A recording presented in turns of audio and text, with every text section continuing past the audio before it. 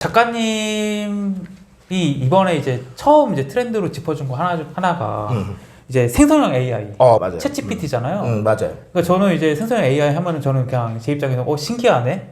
야, 이렇게 그냥 뭐 약간 사람과 대화하듯이 물어보면 뭐 답해주고 무슨 그림 그려줘 하면 그려주는구나.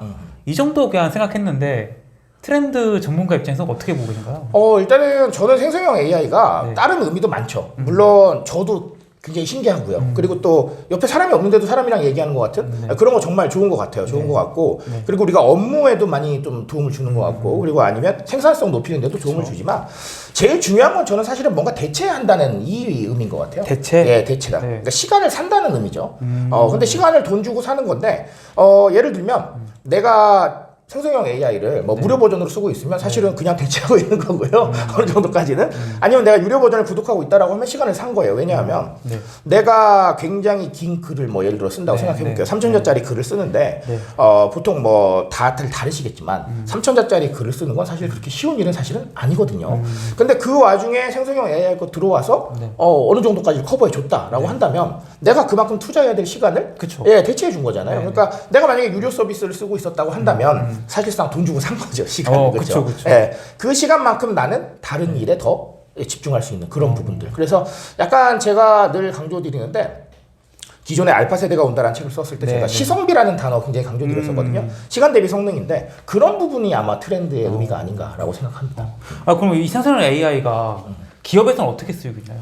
기업에서는 지금 굉장히 많이 쓰이고 있어요. 심지어 어떤 경우도 있냐면 우리 그 편의점 같은 데서 편의점 체인들 많은데 광고를 만들기 위해서 처음부터 시작해서 다 생성형 AI를 쓰는 거예요. 아, 정말요? 예, 콘텐츠도 짜고요.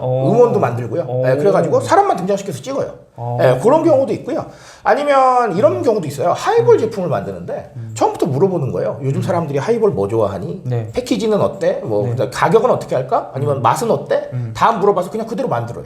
예, 그런 식으로 하게 되는데 물론 이 과정이 긍정적일 수도 있고 아닐 수도 있기는 해요. 그러니까 제가 이거를 무조건 이렇게 하면 다 돼 이렇게 말씀을 드리려는 건 아니고요.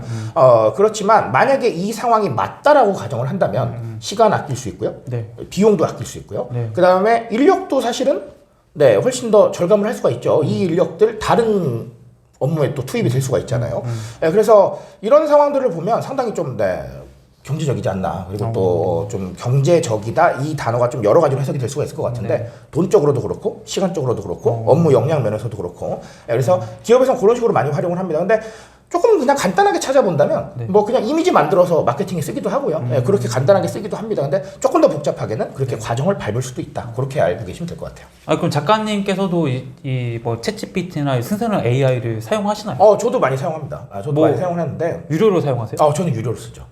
그러면은 뭐 이게 트렌드적으로 봤을 때는 이게 뭐 챗GPT가 어떤 변화를 가져오고 뭐 작가님은 트렌드적인 측면에서 어떻게 이 생성형 AI를 사용하고 계신 건가요? 저는 개인적으로는 아까 말씀을 드렸지만 시간을 조금 더 활용하는데 저는 쓰는 것 같아요. 그러니까 제가 기본적으로 봤을 때는 사실은 뭐 예를 들면 어딘가에 제안을 할 일도 생기고 그렇게 되면 PPT가 필요해지겠죠. 제안서나 이런 양식들이. 근데 내용은 알고 있으나 PPT 만들려고 하면 사실 머리 아프거든요. 시간 많이 걸리고요. 근데 그걸 그냥 생성형 AI한테 던져주는 거예요. 그러면 저는 그냥 내용만 잘 뽑으면 되고 그런 식으로 또 쓰고 이런 상황들이 있겠다라고 이렇게 보여집니다. 그래서 크게 문제없는 상황에서는 굉장히 좀 트렌디하게 사용하는 게 그런 식으로 사용할 수가 있다라는 것이고요. 아마 대부분 다 공감하실 거예요.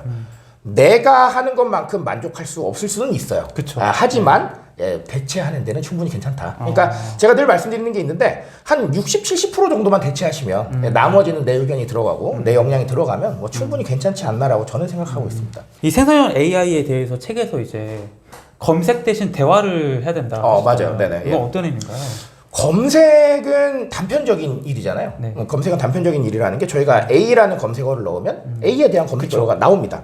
자, 근데 대화라는 거는 사실 입체적인 거잖아요. 지금 저희가 대화를 하고 있지만 사실은 제가 뭔가 대화를 하기 위해서 얘기를 던지면 또 듣고 반응해 주시고 이런 부분이 있잖아요.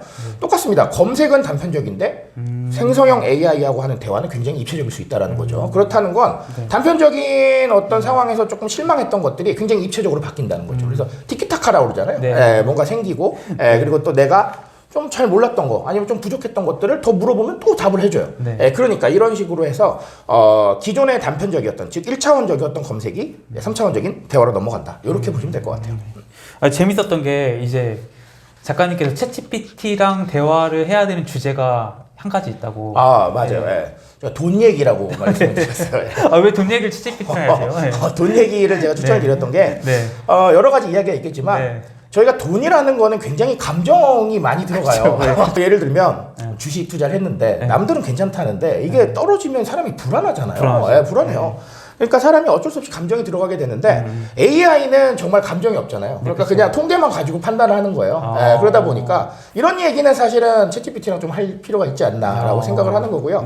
기타 뭐 돈 얘기 말고라도 뭔가 좀 이 감정이 소모되는 일들이 있을 겁니다. 이런 일들은 뭐 사실은 이 이야기를 가지고 뭔가 뭐 방해하자 이런 뜻은 아니고요. 예, 좀 그냥 신변잡기적인 얘기도 좀 물어보시고 그리고 좀 내가 판단이 좀 부족할 때 한 번 더 얘기해 보시면 아주 좋지 않을까 싶은 생각합니다. 제가 최근에 이제 뭐 다양한 책들을 리뷰하고 있는데 유독 건강에 관해서 리뷰를 하면 조회수 잘 나와요. 맞아요. 요즘 이것 요즘 뭐 트렌드가 있나요? 웰리스라고 얘기를 하죠. 웰리스라고 얘기를 하는데 우리 웰리스가 신체적이고 정신적인 건강 다 추구하는 거예요. 그러니까 추구해서 뭘 할 거냐라고 물어보면 좀 더 나은 삶을 살고 싶은 거죠. 그래서 그런 것들을 웰리스라고 표현합니다. 그래서 아마 좀 더 주목을 받지 않나 싶네요. 그럼 지금 웰리스가 이제 그 소비 트렌드 쪽으로는 어느 방향으로 가고 있는 건가요? 여러 가지 있어요. 정말 여러 가지가 있는데 가장 쉽게는 우리 주변에서 만날 수 있는 제로. 네, 제로 음료가 지금 편의점 가시면은 매대에 깔려 있는 것 중에 50%가 제로래요. 50%를 더 넘어간대요. 네, 그 정도고 매출 상승 구조도 매년 어마어마합니다. 그러니까 서로 제로 시장 뛰어들려고 지금 난리잖아요. 네, 그런 부분이 일단 있겠고요. 아니면 우리 로우푸드라고 해서 좀 줄인 것들, 즉 예, 칼로리를 줄이거나 아니면 알코올을 줄이거나 이런 것들 이제 로우푸드라고 표현하는 요 영역이 있고요. 조금 더 오버한다면 뭐 슬립테크도 있어요. 슬립테크? 예, 슬립테크라고 해서 우리 숙면을 위해서 뭐 숙면 분석을 한다던가 아니면 침구라던가 이런 것들도 웰리스에 들어갑니다. 왜냐하면 잘 자야 일을 잘 할 수 있잖아요. 예, 그래서 그런 부분들까지 다 포괄한다라고 보시면 되겠습니다.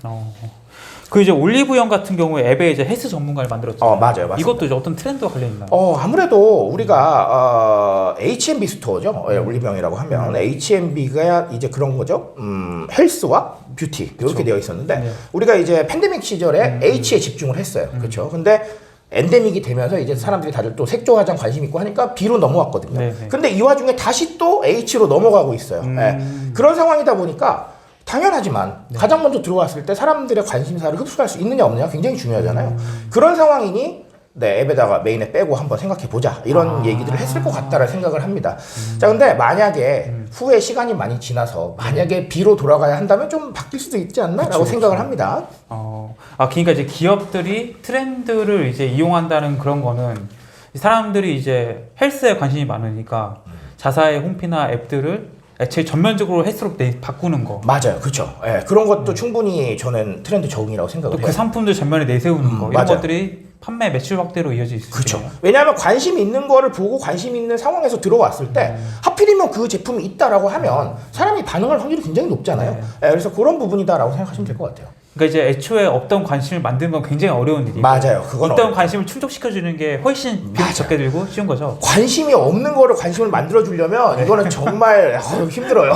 제가 지금 말하는 의도를 아실 텐데 너무 힘든데 관심이 있는 거에 사실은 찌르는 건 쉽지 않은 일이 아니거든요. 그렇죠.